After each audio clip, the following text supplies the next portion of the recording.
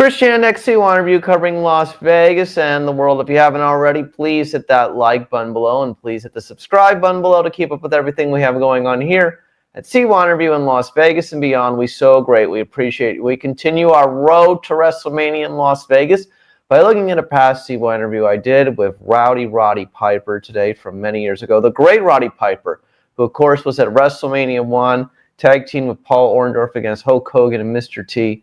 The great Roddy Piper. Here's that CYInterview. You're on CYInterview. This is Chris Shandek. We at CYInterview were saddened to hear of the passing of pro wrestling legend Rowdy Roddy Piper. From the CY archives, what follows is my second conversation with Roddy from 2003. Welcome, my guest this time back for the second time around. We talked about his whole career last time. This time we're just getting an update with him. Roddy Piper, how are you doing, man? I tell you, Chris, I am in the pink. I feel great. I'm honored because there's not many people that have me back twice. I feel pretty good. My family, just on a personal note here, my second oldest child is in Italy right now. She got a 4.0 and she's an honor student, and she's now going to UCLA. So for a professional wrestler with lack of an education, it's a pretty proud moment for a dad, and that's what I have to say about that. In more ways than one. We'll get to your talk of your upcoming wrestling camp later, but first off, the comments you made on the HBO special about wrestlers involved with drugs and deaths, including admitting that you took drugs, do you think that was the main reason you were released from World Wrestling Entertainment? Oh, I don't think it had a thing to do with it. No, not at all. In the book, in the Pit with Piper that I wrote,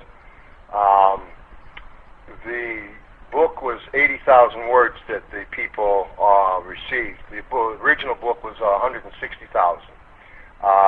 Penguin, for whatever reasons, chopped it on down. But if you read between the lines in the Pit with Piper, you would have known that I went through a spell under the lifestyle of a professional wrestler at that time.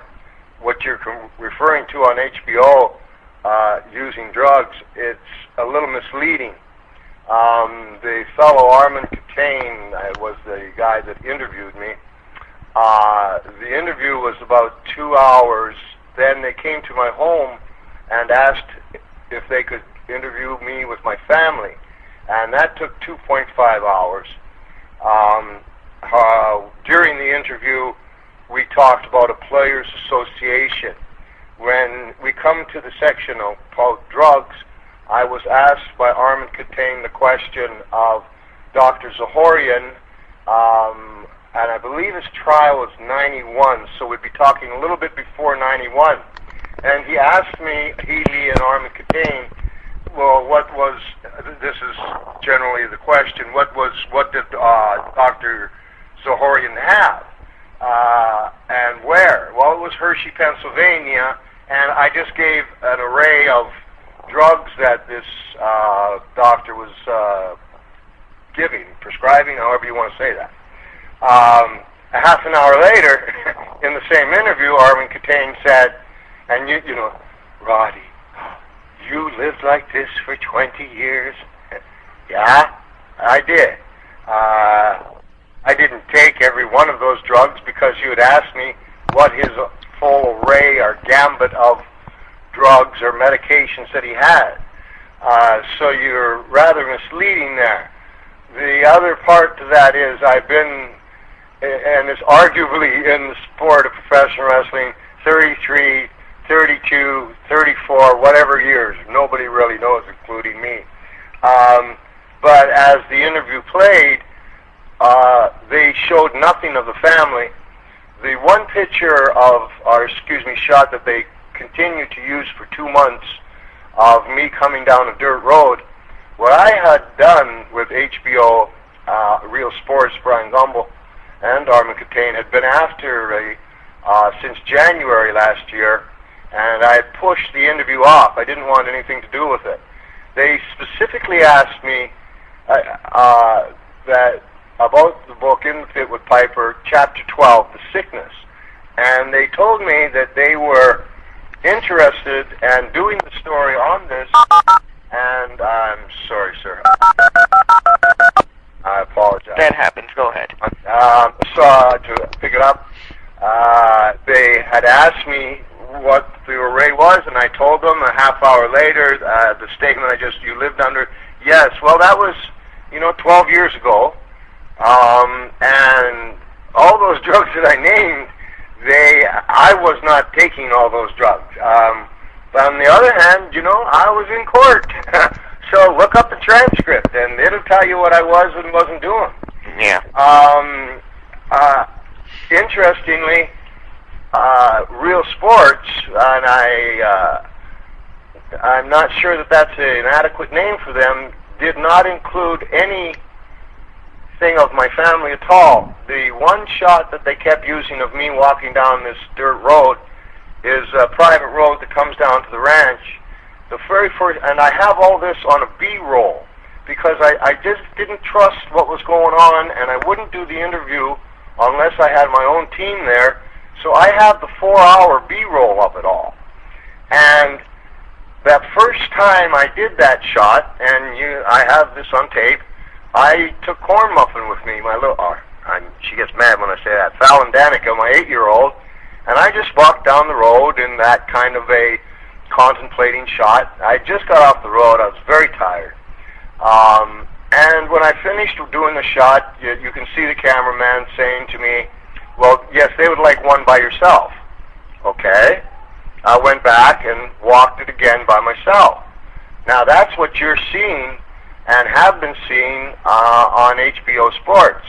However, it is not a true, pardon my lack of the English language, pictorial, or not a true, help me out here, what's the word I'm looking for, Chris? Portrayal. Portrayal, yeah. Portrayal of what really went on. You have Real Sports looking to do, I get in hindsight now, a piece on professional wrestling with the deaths of professional wrestlers, untimely, that I have been speaking of, and I did on your show, I believe. I said what I thought of what Vince McMahon was doing. Yeah. We bring me up to the first time that I made an appearance on McMahon's show. I can't remember the name of the Thursday show. SmackDown. SmackDown. If you remember, I ended it with, and I hate you too, Vince McMahon. Pretty blatant. Pretty in your face. And very continuity, very, very, very much in continuity with what I was saying all along and with what I wrote in the book. They didn't seem to be a problem there. The HBO, where you see Vince McMahon slapping Arm Contains Papers, this is Vince McMahon losing his temper. That's why I believe I was terminated. I guess we got down to who can actually handle the press, or who's the best stick man in the world. Well, it's not Vince McMahon. I think that I just made angry a multimillionaire, and this multimillionaire decided that he didn't want to be bothered trying to have to handle Roddy Piper. Every time we get in the ring to do these Piper's Pits, it became more Mr. McMahon, and in my mind, the quality of him just was decreasing. So it was just for him a way out of not having to deal with somebody he couldn't control. But in more ways than one, in a short yes or no answer, basically your points to the statement is that you came off better on the HBO special than Vince McMahon did, and because of that, Vince McMahon probably ego got in the way and he kind of fired you in a sense? Exactly. Okay, but honestly, what was the exact statement you were given from WWE as far as your release goes? You know, what I saw it as everybody else in the world saw it, as the WWE put it up on the internet. I have not spoke to anyone from the WWE to this point as I'm speaking to you, Chris. Mm-hmm. So they put up this statement of, and they actually refer to the HBO interview. The reason I explained so much about it, so that now that we have that as a reference point, is, we're talking from 1971 to 1991. If you're talking about a drug use, this is 2003. So that's irrelevant. Self-destructive, I believe, was in the statement. I was already and could not reach contractual agreements. I had in my hand the booking dates for August with Piper's Pits, with Vince McMahon in the pit in house venues around the country, and I had received a 3-month working visa in Japan as I was scheduled to go over there too. There were no contract disputes at all. Everything was settled.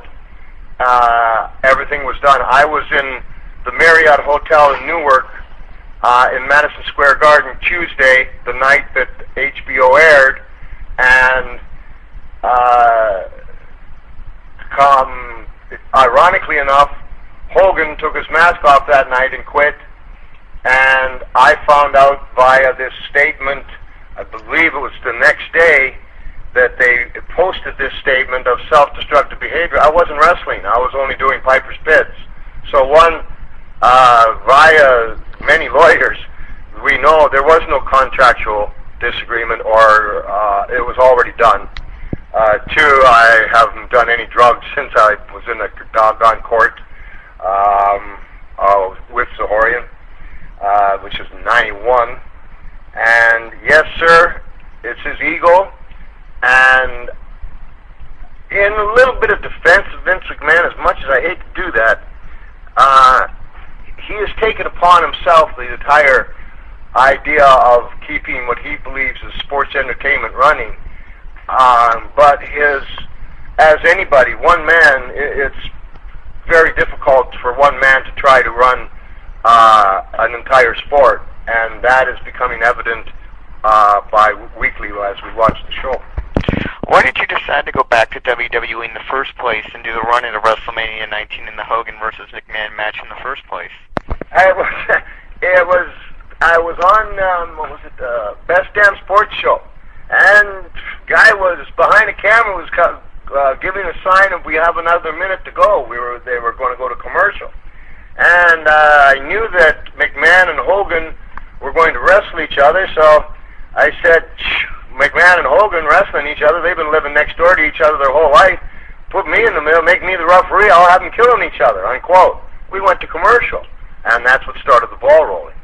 The reason that I came into the ring not as a referee was told to me that they are going to come back with another pay-per-view after WrestleMania. WrestleMania traditionally draws, although this last WrestleMania was, I think, the lowest one that they've had. I'm not positive of that, but a lower one. And the fact that I would just come in to make a surprise appearance, and then we would come back on another pay-per-view, would make more business sense. To a point, that's very correct. What were your thoughts on the creative direction of WWE SmackDown, and your thoughts on the Piper's Pit and how Piper's Pit came across altogether?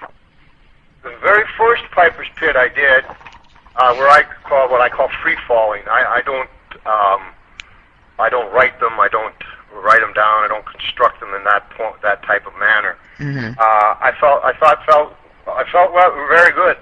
It got the highest share I believe that show has ever gotten for one segment.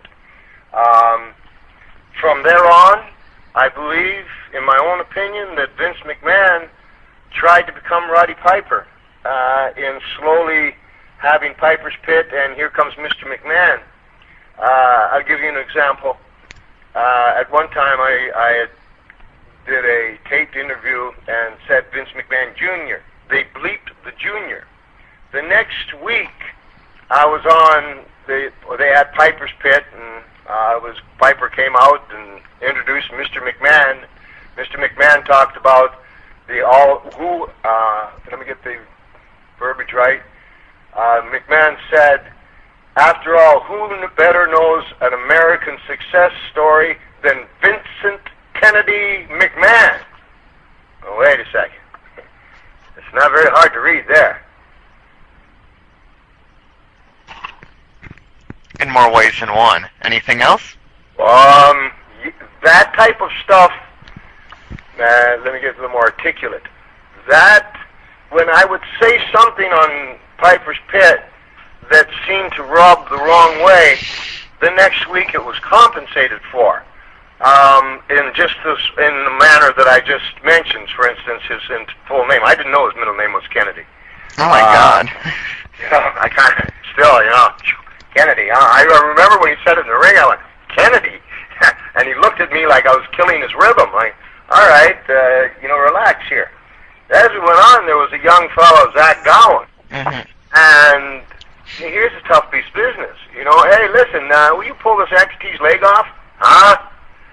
What are you talking about?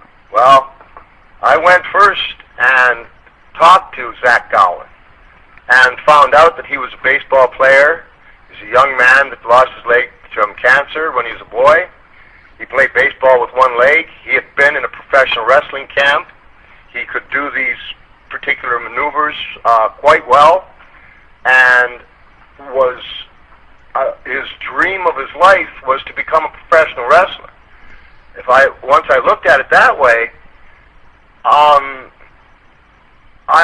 he needed help propelling himself to that main event slot. There's no other way he could have got there. Take the Big Show. What are you going to do? Book Zach Gowen against the Big Show, and it's going to draw money? No. Nobody would have known. But if Roddy Piper pulls Zach Gowen's leg off, what am I doing? Well, one thing I'm not going to do, I'm not going to do anything with the leg, or I'm not going to overreact, or I'm not going to do anything stupid like that. It's too serious. I'm going to help the kid. I'm going to give him a lift up, and that was that. But unless you look at it from that point of view, and you had talked to Zach Gowen and seen in his eyes, how hard he wanted to be a professional wrestler, I kind of ask you, Chris, would you have done that piece of business? In more ways than one, I would have done it basically if the kid was more than aware and acceptable of doing it and was going to push him in a good way. I sure would do it. Sure, and honors to you for that. But if you look at the picture, and hindsight is always 20/20 for the WWE, that's kind of a nice way of. No, that's not a nice way of killing a top commodity off. Another way is to put a mask over one of the most famous wrestlers, Hulk Hogan, and call him Mr. America. One of the stupidest times I've felt in the ring is, you're not Mr. America, you're Hulk Hogan. Are you ribbing me? Excuse me, were you ever a nanny? Did you ever wear a tutu? I could do 30 minutes on that right now of entertainment. In having those Piper's Pits constructed by Vince McMahon in that way with stupid remarks such as, you're not Mr. America, you're Hulk Hogan, in my mind, in my opinion, was McMahon's way of trying to delete me and him step into the place of Piper's Pit as of the host. If we look at WrestleMania 19, he made himself the main event. So now you've got a promoter, probably the best promoter ever, got to give him credit for that, come over the line, and now he wants to be in front of the camera. Now he wants to be in the ring wrestling. So he picks the top guy in the world, Hulk Hogan, to wrestle. And he picks Roddy Piper to come on down. We got a bigger reaction than him and Hogan did when they came down. Then he has Piper's Pit, and he keeps walking in on Piper's Pit. Here's Piper's Pit, and here's Mr. McMahon. Here's Johnny. But the bottom line is, it takes tremendous amount of experience, and it's a lot harder than it looks, and Vince McMahon got over his head. And it's really that simple, man. On May 18th, 2003, WWE Judgment Day 2003, you were defeated by Mr. America, a.k.a. Hulk Hogan. In your biography, you talked at length of why you refused to lose to Hogan. What changed your mind this time around in a short summary? Well, Hulk Hogan and Roddy Piper 20 years ago in WrestleMania 1 was a completely different story. I was fighting for my family, he was fighting for his. I bring you out to Wrestling 19, and I can give you short answers here for this here, kid. WrestleMania 19, this guy's name is Mr. America now in the record books for all official purposes. My job, as I saw it, was to help out young guys and to get my business back on track, my business being the business of professional wrestling. I believe that it was off track. There's only a couple of guys that have the power to put it on track. And that's the way I came in, very much open-hearted and open-handed, opposite of the way I came in the first time. I felt I owed the business that. If that's what they wanted, and that worked for the fans, and who were the most important people, at my point in my career, that was fine with me. I owed it. Why were you surprised to see Hulk Hogan leave the WWE because he was not happy with his creative direction? The most ironic thing about that, surprise, yes, the most ironic thing was Hulk Hogan and I started the same day, and same day, for different reasons, ended. That Tuesday that I spoke of, he took his I talked to Hogan, and Hogan and I actually became quite close towards the end. And that very Tuesday, which was my last day in Madison Square Garden, where the war to settle the score started, was his last day where he took his mask off after the cameras had stopped and said goodbye. Kind of ironic. I don't know if it's coincidental or not. I think that, you know, if how do you say this? If you're saying everybody, if Roddy's saying everybody's wrong, hey, maybe it's Roddy. You know, if Vince is saying everybody's wrong and everybody's quitting, that matters. Well, every time you point one finger at somebody else, you're pointing three back at yourself. Do you think that Sean O'Hara lost out when you were let go? I have not spoke, as I said, to anybody in the WWE. But I'm saying, like, did he lose that when you left WWE SmackDown, since you were kind of in an angle with him, I'm saying? No. There was no angle with him. Well, I'm saying, well, you were kind of a tag team with him in more ways than one. You kind of gave him a rub, I'm saying, in more ways than one. Okay, a rub, but it was wrong. They being the creative force in the WWF, didn't understand the concept of how to get somebody like that over. Sean O'Hara is a wonderful guy, an extremely talented wrestler that can speak for himself. He doesn't need Roddy Piper. I think that the WWE did him a tremendous disservice by putting him with Roddy Piper. If you're going to put Sean O'Hara and Roddy Piper together, let them go out and do what they do, because only I can tell you how I draw money. Nobody else can. Only Sean O'Hara can. Nobody else but Sean O'Hara. So I think he was done a tremendous disservice to a great piece of talent, and I wish him nothing but the best. In a shortly yes or no answer, do you think that there is too much McMahons in major WWE storylines on WWE SmackDowns? Yes. All right. In more ways than one, I more than agree with that. In a short answer, in more ways than one, why do you think that WWE never gave you a WWE World Heavyweight Championship run?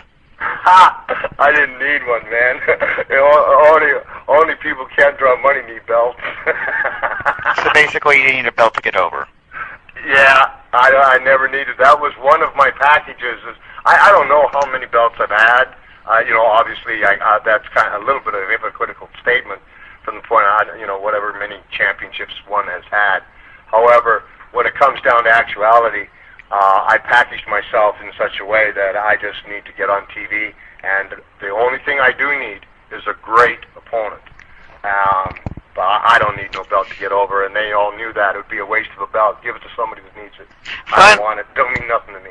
Finally, besides the wrestling camp coming up for Ultimate Pro Wrestling on October 16th to October 23rd, I want to actually know what else is in store for your future. Thanks. I'd like, just as we wind this up, you, Chris, are doing a great job, and I wish you all the luck in the world, man. For the listeners that are watching, this young man here is very diligent and very respectful, and you have all my respect for that. In answering to your question, the UPW is kind of a kick in the pants. It's going to be a ball. I've never taught anybody how to wrestle, and what this is a camp where you actually live in. You eat, breathe. The food is bought for you with food. You're on the beach. You're doing everything. But here's the best part. The UPW has a card that they are going to have, and at the end of this 7-day camp, the top 10 guys have to go into the Battle Royal on a real deal card in front of God and everybody. And I think that's going to be the best entertainment for me. The rest of them, as they come to the camp, I think that it's going to be a tough camp, but a very sincere and honest one, with the payday of being able to see if you got it or not, I guess, if you put it that way. Anything else in store for your future besides that, of course? Yeah, I've got a movie I'm going to do. You know what I'd really like to do? I'm investigating this. I'd like to do animated voices. I think that would be a blast. The other things that I'm doing, there's a nice man. His name's John Harris. He's vice president of Bally's. I'm going around and helping some people with whatever issues they may have through that organization. I also make a wish organization. I got lots of kids. I'm a big kid guy, big kid fan. Understand troubles and woes. I just got fired again, so who's going to understand it better than Rod? At my stage in my career, I'm going to do entertainment in various ways. A movie will be coming out that you'll see. And this UPW camp, and just help folks. I've been a very lucky man, and I think I just owe the world a lot, and I want to pay him back. One last question as far as the movie goes. Is that the movie that you have a role in with Janet Jackson, if I'm not mistaken? Yeah, Night Fever. Isn't that a kick? Starts September 2nd. Okay. That kick in the pants? It'll be in theaters September 2nd? No, sir. No. Principal photography. Oh, okay. No, principal photography starts September 2nd, and it's Janet Jackson, Christopher Walken. I'm not sure if Gary Busey's still attached to it or not. Emilio Estevez. So that's something that it's the movie world. So I don't want to be telling you like I'm being factual because things change there. But yes, I'm doing that movie. All right. Thank you so much for your time, Roddy Piper, open and honest as always, and we look forward to talking to you again in the near future. God bless you. Anytime. Thank you for having me. For CY Interview, I'm Chris Yandek.